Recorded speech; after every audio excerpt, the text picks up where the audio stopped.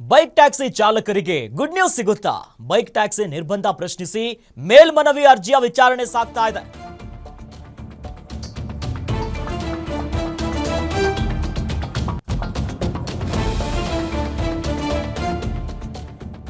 Bike taxi ನಿರ್ಬಂಧವನ್ನ ಪ್ರಶ್ನಿಸಿ ಮೇಲ್ಮನವಿಯ ಅರ್ಜಿ ವಿಚಾರಣೆ ಆಗ್ತಿದೆ. ವಕೀಲರ ಮನವಿಯ ಮೇರೆಗೆ ಹೈಕೋರ್ಟ್ನಲ್ಲಿ ವಿಚಾರಣೆ ಆಗ್ತಿರೋದು. ನ್ಯಾಯಮೂರ್ತಿ ಎಸ್.ಆರ್. ಕೃಷ್ಣಕುಮಾರ್ ಅವರ ಪೀಠದಲ್ಲಿ ಅರ್ಜಿಯ ವಿಚಾರಣೆ. ಕೆಲವೇ ಕ್ಷಣಗಳಲ್ಲಿ ಬರುತ್ತಾ ಮಹತ್ವದ ಆದೇಶ. ಬೈಕ್ ಟ್ಯಾಕ್ಸಿ ನಿರ್ಬಂಧದಿಂದ ಈಗಾಗಲೇ ಉದ್ಯೋಗವನ್ನ ಕಳೆದುಕೊಂಡಿದ್ದಾರೆ ಹಲವಾರು ಜನ. ನಿರ್ಬಂಧ ಆದೇಶಕ್ಕೆ ತಡೆ ನೀಡುತ್ತಾ ಹೈಕೋರ್ಟ್ನಲ್ಲಿ ಯಾವ ಆದೇಶ ಹೊರಬರುತ್ತೆ ಅನ್ನುವಂತ ದೊಡ್ಡ ಮಟ್ಟದ ಕುತೂಹಲ ಕೂಡ ಇದೆ. ಯಾಕಂದ್ರೆ ಇತ್ತೀಚೆಗಷ್ಟೇ ಕೋರ್ಟ್ ಆದೇಶವನ್ನ ಕೊಟ್ಟಿತ್ತು. ಬೈಕ್ ಟ್ಯಾಕ್ಸಿ ಯಾರ್ಯಾರು ಓಡಿಸ್ತಾ ಇದ್ರು, ಬೇರೆ ಬೇರೆ ಗಾಡಿಗಳನ್ನ ಬಾಡಿಗೆಗೆ ತಗೊಂಡು ಓಡಿಸೋದು, ಇದರಿಂದ ಆಟೋ ಚಾಲಕರು ಕೂಡ ಆಕ್ರೋಶವನ್ನ ಹೊರಗಾಕಿದ್ರು, ನಮಗೆ ಹೊಡೆತ ಬೀಳುತ್ತೆ ಬೇಡ ಅನ್ನೋದಾಗಿ. ಬಟ್ ಅದರ ಬೆನ್ನಲ್ಲೇ ಮೇಲ್ಮನವಿಯ ಅರ್ಜಿಯನ್ನ ಸಲ್ಲಿಸಿದ್ರು. ಸದ್ಯ ಇನ್ನೇನು ಕೆಲವೇ ಹೊತ್ತಿನಲ್ಲಿ ಈ ಸಂಬಂಧ ಗುಡ್ ನ್ಯೂಸ್ ಬರುತ್ತಾ ಇಲ್ವಾ ಕಾದ್ ನೋಡಬೇಕು. ಈ ಬಗ್ಗೆ ಹೆಚ್ಚಿನ ಡೀಟೇಲ್ಸ್ ನೀಡ್ತಾರೆ ನಮ್ಮ senior crime reporter Ajay Gowda ನಮ್ಮ ಜೊತೆ ಜಾಯ್ನ್ ಆಗಿದ್ದಾರೆ. ಅಜಯ್, ಈಗಾಗಲೇ ನಿರ್ಬಂಧವನ್ನ ಹೇರಲಾಗಿತ್ತು ಈ ಬೈಕ್ ಟ್ಯಾಕ್ಸಿ ವಿಚಾರವಾಗಿ. ಸದ್ಯ ಕೋರ್ಟ್ನಲ್ಲಿ ಯಾವ ಆದೇಶ ಹೊರಬರಬಹುದು, ಏನೆಲ್ಲ ಆಗಬಹುದು ಅಂತ?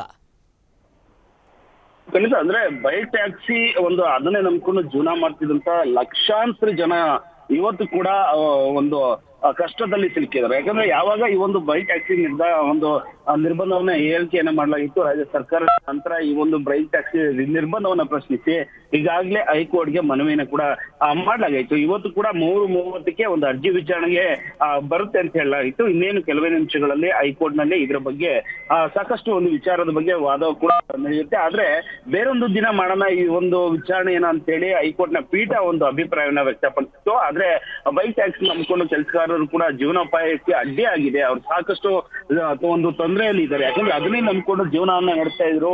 ಸಾಕಷ್ಟು ಅವ್ರನ್ನ ನಂಬ್ಕೊಂಡು ಮನೆಯಲ್ಲಿ ಕೂಡ ಸಾಕಷ್ಟು ಜನ ಇರ್ತಾರೆ, ಅಂತವ್ರಿಗೆ ತುಂಬಾ ತೊಂದರೆ ಆಗ್ತಾ ಇದೆ ಅಂತ ಹೇಳಿ ಬೈಕ್ ಟ್ಯಾಕ್ಸಿ ಪರ ವಕೀಲರು ಕೂಡ ಮನವಿನ ಮಾಡಿದ್ರು. ಹೀಗಾಗಿ 3:30ಕ್ಕೆ ಇವತ್ತು ಆದೇಶವನ್ನ ನೀಡ್ತೇನೆ ಅಂತ ಹೇಳಿ ನ್ಯಾಯಾಧೀಶರು ಕೂಡ ಹೇಳಿದ್ರು. ಇನ್ನೇನು ಕೆಲವೇ ನಿಮಿಷಗಳಲ್ಲಿ ಈ ಒಂದು ಅರ್ಜಿಯ ವಿಚಾರಣೆಗೆ ಬರುತ್ತೆ. ಅರ್ಜಿಯ ವಿಚಾರಣೆಗೆ ಬಂದಂತ ಸಂದರ್ಭದಲ್ಲಿ ಈಗ ಬೈಕ್ ಟ್ಯಾಕ್ಸಿ ಪರ ವಕೀಲರು ಕೂಡ ಸಾಕಷ್ಟು ವಾದವನ್ನ ಮಾಡ್ತಾರೆ. ಯಾವ ರೀತಿಯಾಗಿ ಈ ಒಂದು ನಿರ್ಬಂಧ ಹಿನ್ನೆಲೆ ಯಾವ ರೀತಿಯಾಗಿ ಅವ್ರು ತೊಂದರೆ ಆಗ್ತಾ ಇದೆ. ಜೊತೆಗೆ ಈಗಾಗಲೇ ಕೂಡ ನೋಡ್ತಾ ಇದ್ವಿ, ಆಟೋದಲ್ಲಿ ಕೂಡ ಸಾಕಷ್ಟು ರೇಟ್ ಗಳನ್ನ ಹೆಚ್ಚಿಗೆ ಮಾಡ್ತಾ ಇದ್ದಾರೆ. ಓಲಾ ಉಬರ್ ಕೂಡ ಹೆಚ್ಚಿಗೆ ಮಾಡ್ಕೊಂಡು ಸಾರ್ವಜನಿಕರ ಒಂದು ಜೇಬಿಗೆ ಕತ್ತರಿ ಹಾಕುವಂತ ಕೆಲಸಗಳು ಕೂಡ ನಡೀತಾ ಇದೆ. ಹೀಗಾಗಿ ಇವತ್ತು ಯಾವ ರೀತಿಯಾಗಿ ವಾದ ಪ್ರತಿವಾದ ನಡೆಯುತ್ತೆ, ನಂತರ ನ್ಯಾಯಾಧೀಶರು ಯಾವ ರೀತಿಯಾಗಿ ಆದೇಶವನ್ನ ಕೊಡ್ತಾರೆ ಅನ್ನೋದು ಕೂಡ ಒಂದ್ ಕಡೆ ಬೈಕ್ ಟ್ಯಾಕ್ಸಿ ಓಡಿಸ್ತಿದ್ದಂತ ಚಾಲಕರು ಏನಿದ್ರೆ ಅವ್ರಿಗೂ ಕೂಡ ಸಾಕಷ್ಟು ಕುತೂಹಲ ಇವತ್ತು ಇರುವಂತದ್ದು. ಹೀಗಾಗಿ ನ್ಯಾಯಾಧೀಶರಾಗಿರುವಂತಹ ಎಸ್.ಆರ್. ಕೃಷ್ಣಕುಮಾರ್ ಪೀಠದಲ್ಲಿ ಈ ಒಂದು ಅರ್ಜಿ ವಿಚಾರಣೆ ಇನ್ನೇನು ಕೆಲವೇ ನಿಮಿಷದಲ್ಲಿ ನಡೆಯುವಂತದ್ದು. ಅಖಿಲೇಶ್. ಎಸ್, ಧನ್ಯವಾದಗಳು ಅಜಯ್ ತಮ್ಮೆಲ್ಲ ಮಾಹಿತಿಗೆ.